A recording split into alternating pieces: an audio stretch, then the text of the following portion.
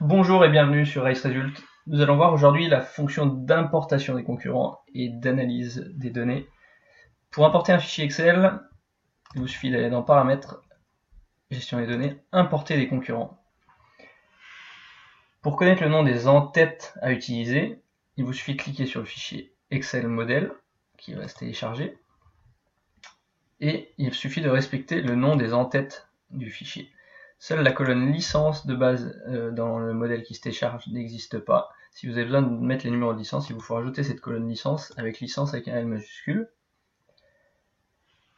Ensuite, vous verrez que ce fichier a une quarantaine de champs supplémentaires, des champs qui s'appellent CTS pour champ texte supplémentaire et ONS pour champ oui/non supplémentaire.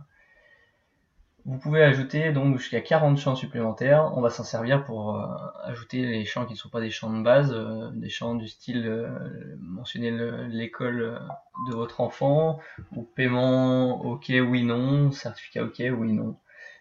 Vous trouverez la configuration faite de ces champs dans votre événement avec le bouton i dans votre événement.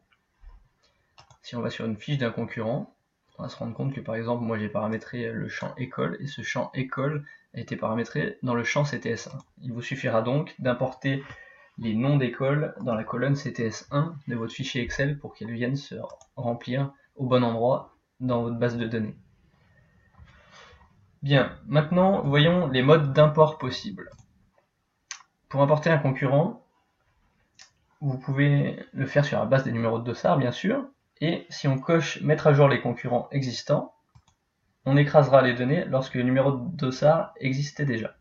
Si on ne coche pas, seuls les dossards non existants seront importés. Quand on coche mettre à jour les données des concurrents existants, on peut aussi faire le choix de ne pas ajouter les numéros de dossard qui n'existaient pas, mais de faire uniquement une mise à jour des données existantes. Voilà les fonctionnalités d'import. Après avoir inséré votre fichier, il vous suffit de cliquer sur importer pour que ceci soit fait. Petit bonus, juste en dessous, vous avez un outil très sympa d'analyse de données. Vous allez, par cet outil, pouvoir identifier les erreurs de sexe, par exemple, les inversions nom-prénom. Vous pouvez aussi faire du propre dans les noms de clubs en analysant la concordance entre différentes écritures d'un même nom de club.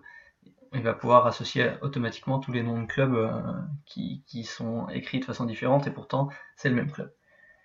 Voilà, j'espère que cette vidéo vous a plu. Merci de votre attention.